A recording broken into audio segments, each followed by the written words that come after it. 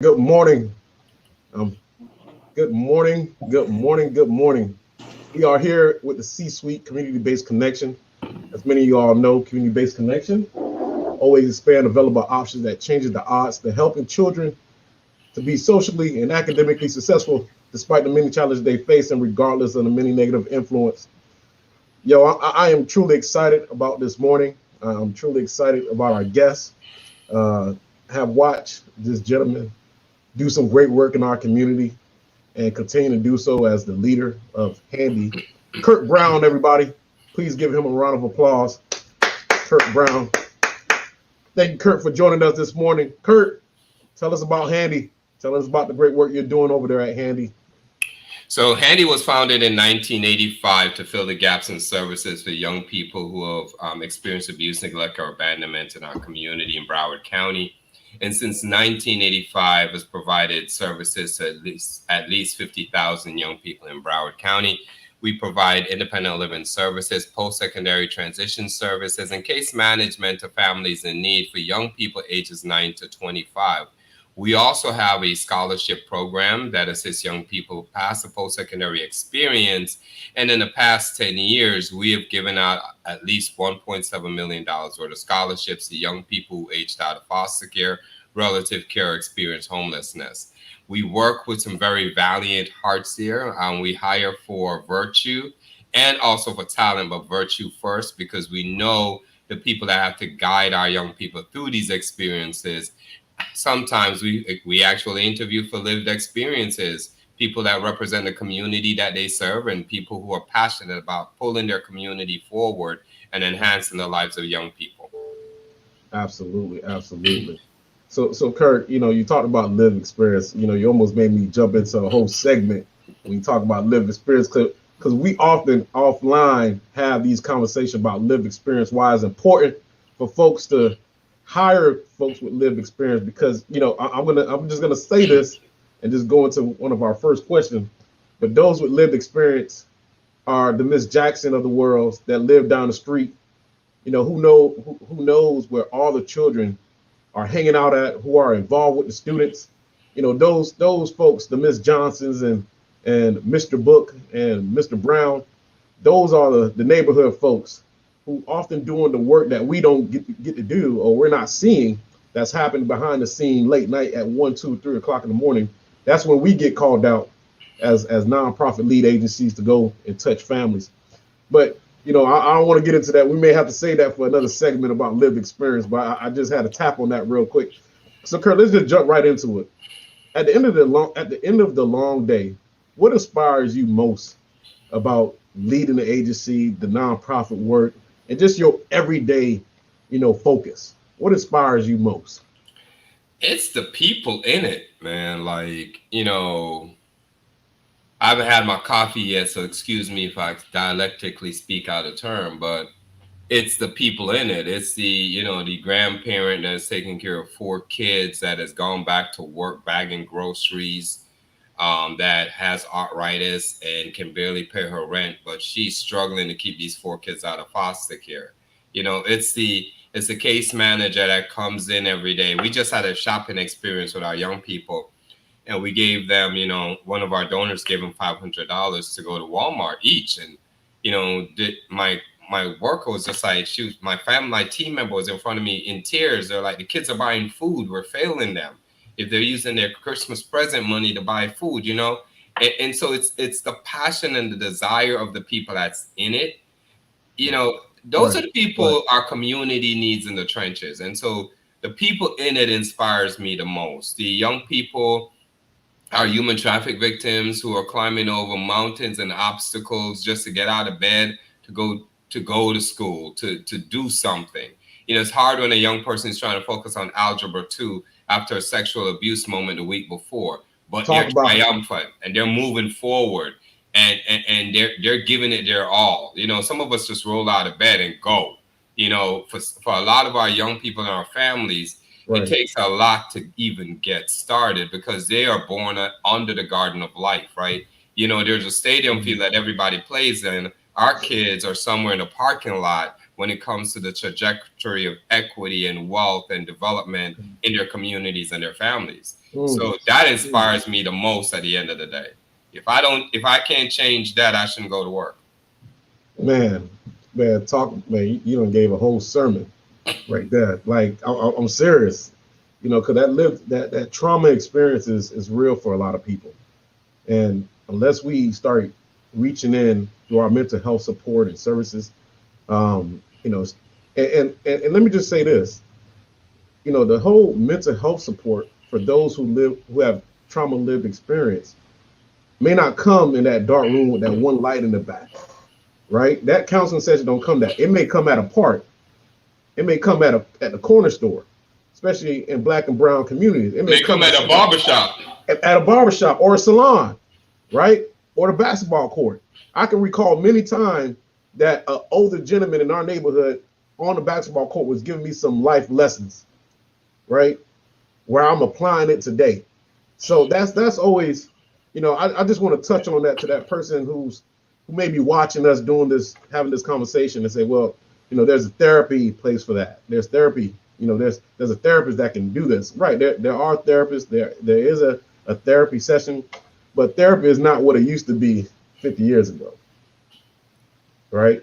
Because therapy today may be going into a room and smashing the TV in a safe environment. They get all that frustration and anger out, right? So everybody therapy look different for them. And I think we have to get to a point where we respect that. But, you hit on the point about feeding. Our kids are using their gift card to feed themselves and their families. Think about that for a minute, right? Because we both, just in Thanksgiving, was giving out meal packages where CBCI touched over 100 families. You was a part of that partnership. It was our connection, our partnership, where we was able to touch 100 families. And you touch over 300 families, I think over 500 families. Correct me if I'm wrong. Yeah, we at Thanksgiving, we were able to give out a huge amount of turkeys and meals to our families. But it's how you give the gift that I for whoever is listening, is how you give people in need of assistance the gift. Too many times we have people line up in lines and feel it takes a lot to get there to join the line in the first place. For those of us who have ever had to receive aid, you know what I'm talking about. Absolutely. And so we drove the gift to the client, to our young people, to the grandparents, and we handed it to them, and we thanked them for continuing to move forward and to try and to work these plans that we're doing together with a quarterly checkpoint to see how we're doing. And if we need to change the plan, we change the plan.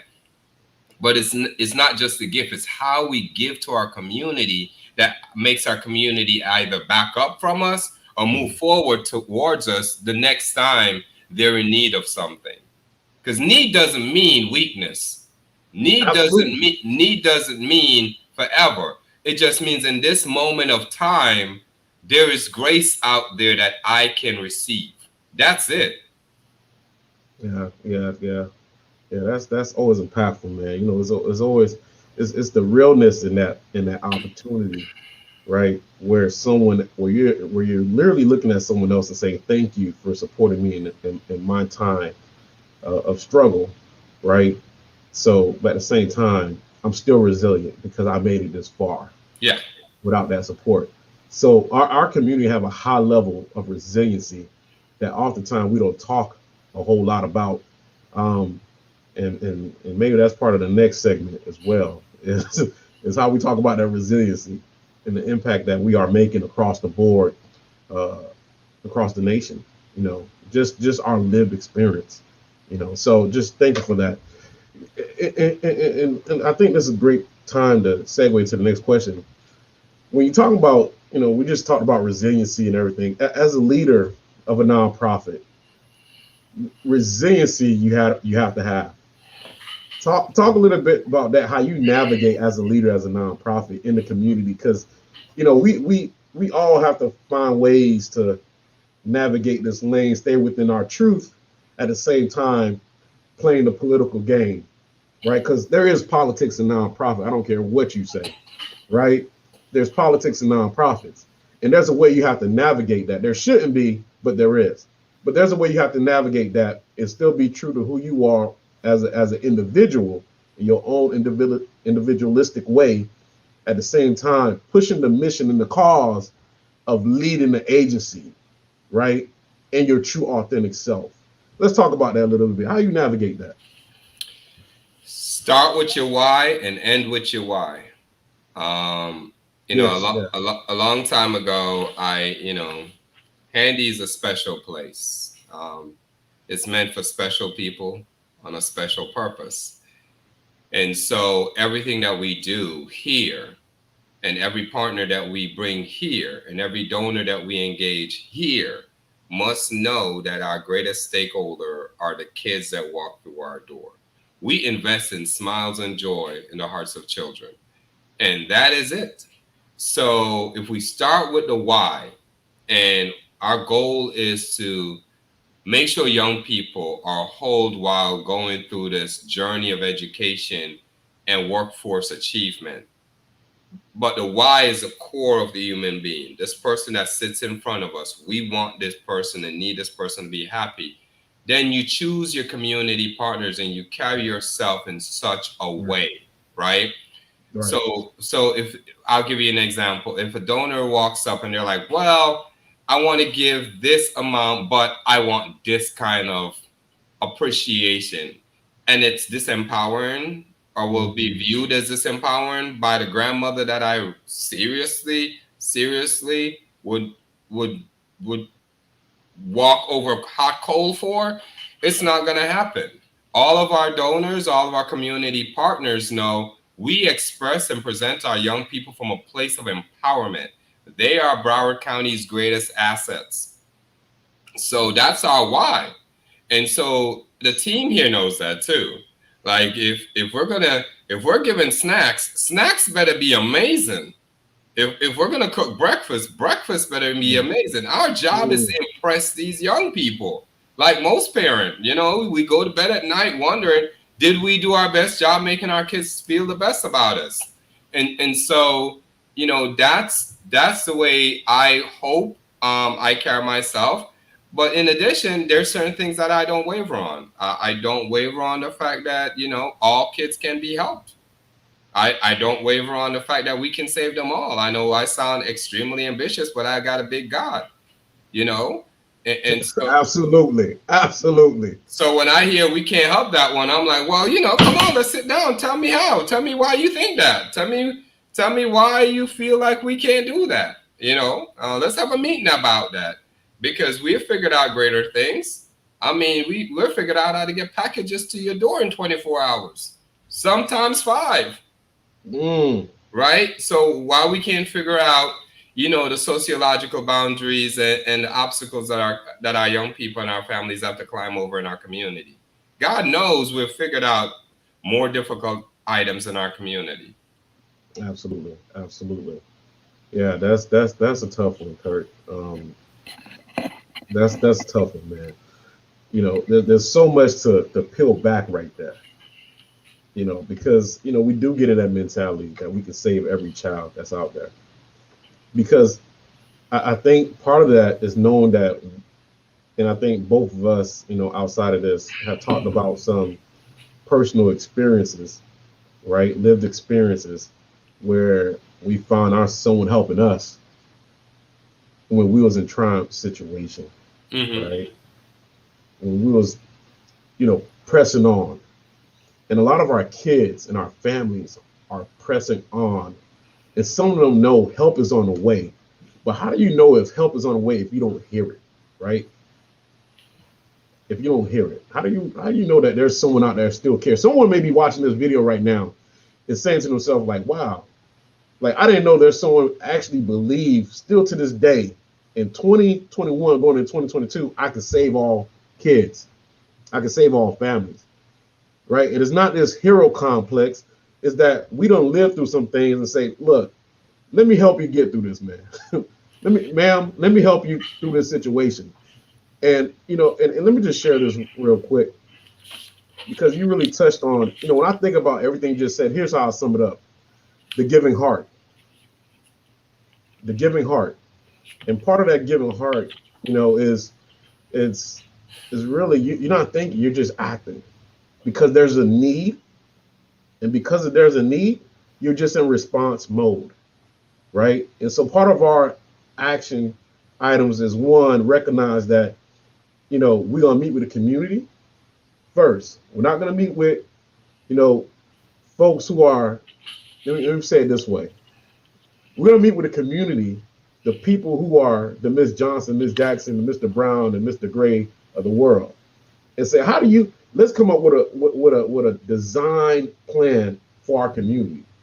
You all figure what that's look like, and we just write it up for you, right? Because too often we think there's some mechanism that we, as people with letters behind our names, degrees and all that, think we have the formula for other people community, but really we don't. The people who actually have the formula for their success in their community is those who are doing the work every day, right? Those who are the Miss Jackson, the Miss Johnson, Mr. Gray, Mr. Brown of the world, right? And these are real people that I just mentioned, who I know that's deeply rooted in the community, who guides agency like community-based connections to say, here's what we need for our community. And we go out here and build the relationship. So I think about that giving heart, man. And that's what I know you're going to chime in. Go ahead. It's a giving heart, Mike, but it's also nothing great is accomplished from the minds of cowards. Okay, we got to be willing to say that again, man. Say that again. Nothing great is accomplished from the minds of cowards. We got to be willing to do the impossible. Right. We think about the moments you and I have lived through, because we have lived experience. It's when people showed up in our impossible moments that it mattered. Yeah. Right? Yeah, and so there are a lot of people out there in their impossible moments looking for us to be innovative, looking for us to be daring, and looking for us to be excited about doing the impossible. If you're not excited about doing the impossible, don't join nonprofit, because we do impossible things every day. Yeah. Consistently. Right. At the end of the year, do you hear what's in our name? Nonprofit. We don't make a profit. Absolutely not. Say that again, because a lot of people think you get a nonprofit to get rich. Nah. It's called nonprofit. And nonprofit for a reason. So, you know, it's about doing the impossible and being innovative and daring and excited about, you know what? They said that's impossible. I have, and this county has, the TIL system of care that if you look back 18 years ago, people thought that was impossible. People thought it was impossible to send kids aging out of foster care to college or yet having them graduate. People thought it was impossible for all of the things that you and I have sat across each other in committees on and dared to do. If you're not excited about changing the things that are called impossible in our community, this is not for you. Yeah, it's not for the faint of heart. It's not, right? Because I can recall there's times that me and you've been on the phone at 1 o'clock in the morning, and I'm just sharing some strategies with you to make sure that rolling it out, it makes sense, right? Mm-hmm. Or just us being up and having a conversation at 6 in the morning and saying, hey, listen, I have this situation and I need to figure it out real quick. And I got literally less than an hour and a half. How do I make it make sense? Right. And there's times we all bouncing things off each other. It could be me and you and another nonprofit leaders. You know, we all in this circle amongst friends, and we're saying, how do we navigate? How do we work collectively together? And so, you know, I think is in that moment, you realize that, man, this work is really about teamwork. It's the collective. Yes. Right? It's the collective. And so when you start talking about the collective, is how do I take what I do and join you, right? And we do this work together, right? And from the aspect of how do we push some agenda, some policies? Because as a nonprofit leader, there's some policy aspect that we deal with, right? Mm-hmm. That we have to help through our advocacy, pushed in the community. Because you talk about the TIL system, you talk about you know young adults that aged out of foster care system, and now they in the real world, right? What's the next step for them? Can they, what do affordable housing look like for them? What do employment? Because we talk about $15 an hour is the livable wage, and if we want to be honest, you cannot live in South Florida on $15 an hour, right? So how do we create real roadmaps of success in terms of employment opportunities with a ladder, right? There's some upward mobility for that child, right? Because we can talk about that all day. Because that $15 an hour, it sounds good to someone else in theory, but in practice, right? So we always talk about that theory aspect and then the practice aspect. In the practice aspect, it doesn't make sense. Theory don't pay the bills. Theory don't pay. Thank you. Theory don't pay the bills, right? And so we as nonprofit leaders, we get in this work knowing that it's the heart of the matter. It's that giving heart, and we're excited about it, man. And so, when we talk about the work we're doing, we talk about, building the relationships and everything else. Let's talk about fundraising a little bit. Because to do this work, you have to fundraise, right? You have to go knock on some doors. Mm-hmm. And oftentimes, and I'm just going to say this for the record, oftentimes the door you knock on is not always the door you want to walk into, right? Because you want to be careful who you associate yourself with. As long as it's going to be true to the mission is important, but you don't want to compromise the mission and the integrity of the mission for some dollars that may cost you later on, not just your organization, but you as an individual. Let's talk about that a little bit. Let's talk about fundraising. Talk to me. So what I found with Broward County is that, because I've lived in other places in the state, is that Broward County has a great giving heart. Absolutely. If informed properly. If informed properly, and we have to understand that time, talent, and treasure goes along a great spectrum, right?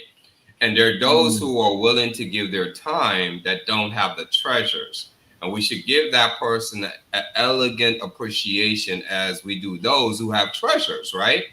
And so, for example, I have a caregiver who wants to come in and cook, lunch or dinner for our young people. I'm going to give a shout out to a gentleman here by the name of Pops. Pops has a food truck, right? And Pops just said to me, can I give your kids lunch once a week, right? That is time and treasure, but he doesn't have a lot of treasures, right? But I elevate Pops to the greatest esteem because he's one of those people in the community that you just talked about, right? That's Miss Johnson. Willie Pops is our Miss Johnson, right? Right, absolutely. If somebody walks by our building at 2:00 in the morning and looks funny, Pops is calling my cell phone because he lives down the street. And he's like, hey, so-and-so said this person was knocking on your door at 2:00. And so he's also a donor in our community, and we have to embrace him as elegantly as we embrace those with large treasures. Put him on a stage and give him an award also. Absolutely. Thank you. Right? And so at the end of the day, we find ourselves in this conduit and this dance of being an information agent for communities in need and having to represent that information well on those doors that you and I have to knock on, whether it's for events and whether for its donorship. But I will tell you, Broward County is a very giving community if informed properly. You have your donors who are passionate about education. You have your donors who are passionate about workforce. You have your donors who are passionate about kids. You have your donors who don't care anything about kids but love dogs. You have your donors who don't care anything about kids, dogs, but love trees. And so, we have to also, when we're going and talking to the audience, understand the audience in which we're communicating with and find somewhere to really communicate the needs of our community as it relates to what they're passionate about without selling short the respect and the empowerment and the beauty of our community and where they've brought themselves, right? So, but on the other side, which is probably not going to be the most famous part of the discussion, We building this ladder. So first of all, let me tell everyone I'm an Ely High School graduate, Pompano Beach, lived in Kinder Green. Before I say this, we built the ladder. We also have to tell our community it's time to climb. Here's the steps. I'm gonna push you up here. So the same way we're communicating to the donor and to the other side of the community, we need to communicate back to our community. Food prices are up, gas prices are up. You know, all of these things are coming at us, and we're seeing the data before it hits our neighborhood, right? And so we act as sociological communicators on both sides of the spectrum, and we have to keep it real on both sides. There are jobs available. We have money to pay you for these jobs. We need you to come take these jobs, right? And so while we're saying let's increase the rate of the pay, we also have to say somebody needs to fill this position. Yeah. Right? And so that is the equilibrium and the dance that we find ourselves in as nonprofit CEOs. People want to invest, and the people who are receiving the investment, because we're just a pass-through. The people who are receiving the investment has to also understand the value of the investment.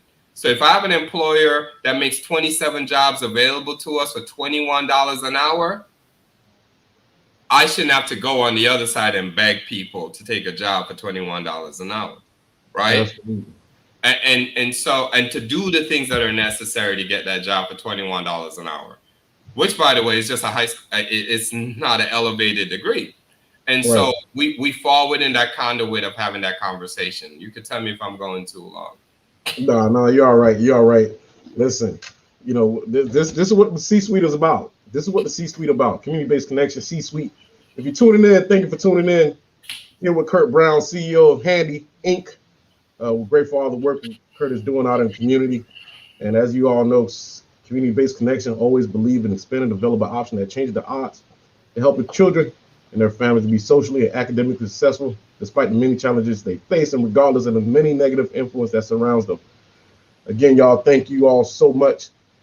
Just want to hit on one more question. I want to kick it off. So, Kirk, let's talk about building relationship as we talk about community impact. How important it is to build relationships with the work that we do on a day-to-day basis. So we're a nonprofit. What matters is what the community says about us in the streets. You know that, and I know that. It matters what people. Someplace they call that street cred, right? Yep. It matters what people say about us in the boardroom, but it really matters about our stakeholders in the street. Absolutely. Because those are the people we serve. And so I will tell you, you know, our Thanksgiving is quite interesting. When it's an example at Handy. So when we do our Thanksgiving baskets, it's okay, what is a cultural breakdown of the clientele that we serve in the communities that we're in? And I get our Haitian team members, our Jamaican team members, our Black American team members, our Caucasian team members in the room and go, so how can we multicultural up this basket? Because given a Haitian family, a regular Thanksgiving basket, you know, there's certain things in that basket, they're just going to look and be like, nah. Yeah, that don't work for my community. Yeah. You're right. I'm Jamaican, given, you know. And so, again, the value of the gift. If I give you a basket that identifies with you culturally, I just went to a deeper level than just filling a need. I just told you I care about you as a person.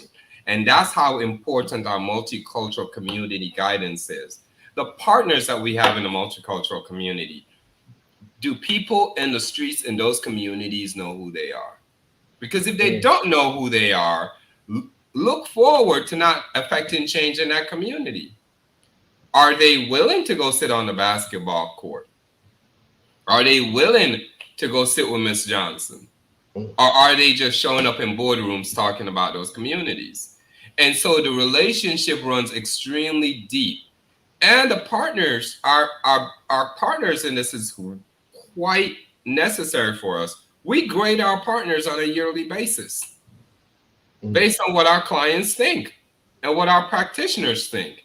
If you're running a company and your individuals that work for you or with you every day say to you, this partner that you've chosen is doing a horrible job, it shouldn't matter what contract they're on with you.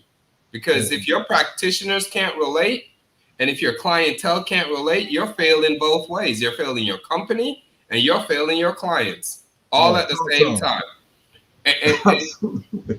And so there's some accountability for being in a relationship, right? Right. And so our multicultural community is extremely important to us. We hire for that. When you look at the breakup of our people, we're like the United Nations over here. If you ever want to have a meal with us, come to one of our parties. It looks very different if you want a taste of the world. But it's about building those relationships and also holding those relationships, to be honest. One of the things that bothers me sometimes in nonprofit is people have the inability to say no. Like, no, you don't do a good job. We just ain't gonna partner with you. Our client, you're not appealing to our clients. In the regular corporate community, you're allowed to say that. Right. Like if we were making cars, Mike, and 3 out of 4 tires I gave you had a flat in it, would you buy tires from me? Absolutely not. Exactly. And so and our community is looking for us to be gatekeepers of the quality control that comes into their community. And remember, the communities that we're serving has the need for people to do the impossible.